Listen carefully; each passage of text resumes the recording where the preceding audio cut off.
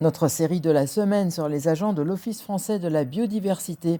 Ils sont 10 à sillonner le département, avec pour rôle de protéger l'environnement, et l'une de leurs missions consiste à essayer de repérer la présence de loups dans les Alpes-Maritimes. Frédéric Roche et Lola Baudin-Adriaco.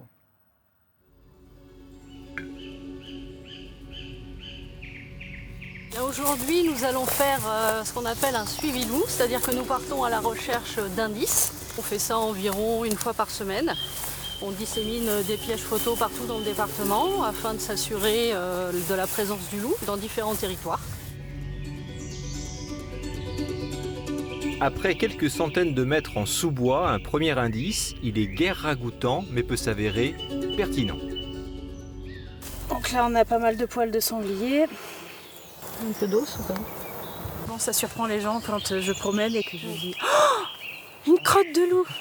C'est vrai que je suis en extase devant cette crotte. C'est vrai qu'on est content de trouver des indices, ouais. Donc là où on récupère le plus d'ADN, c'est les extrémités de la crotte. Donc du coup on va tout prélever. Le but de l'opération, c'est de pouvoir l'analyser, de savoir en fait ce qu'il a consommé. Ils vont faire ressortir l'ADN. Donc du coup, c'est un individu qui sera répertorié dans la base de données. Il aura un nom particulier et du coup, on saura qu'il est allé à tel et tel endroit. Pour analyser les déplacements, comptabiliser les individus, les agents disposent également d'une vingtaine de pièges photos. On est toujours très très impatient de découvrir ce qu'on a capturé sur le piège photo.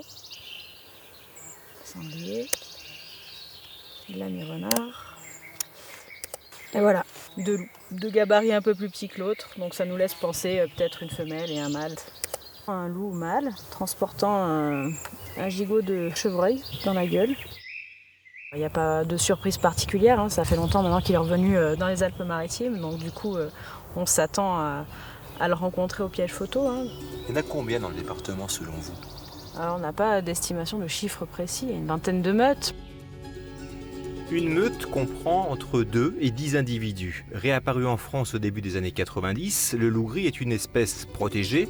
Il reste un grand prédateur et les agents interviennent régulièrement chez les éleveurs. Donc il y a une attaque de loup quand ? Une attaque, c'est avant-hier, dans les pins en plein jour. Quoi. D'accord. Dans le chaume, comme là, sous les pins. Ok. Et une bête donc ? J'en ai trouvé qu'une. Après, je ne sais pas s'il va rester quelque chose. J'avais pris les photos, moi. Mais... D'accord. Alors on regarde les traces de la prédation, c'est-à-dire les morsures, le diamètre des morsures, l'emplacement des morsures. Et ensuite, on regarde la consommation. Pour le département, on doit tourner en moyenne à 500 constats par an. D'accord. Donc 500 attaques de loups qui sont constatées et qui sont indemnisées pour une grande partie. Attaque zéro, ça n'existera pas. Quoi. Il est là et lui, il faut qu'il bouffe et nous, il faut qu'on continue à vivre. S'il ne chope pas du gibier, il chope des moutons. Pour réduire la pression sur les troupeaux, exceptionnellement, l'abattage de loups est autorisé. Cette année, l'État a validé le prélèvement de 118 individus, des opérations encadrées par l'OFB. Le braconnage est strictement interdit. Il est puni de 2 ans d'emprisonnement.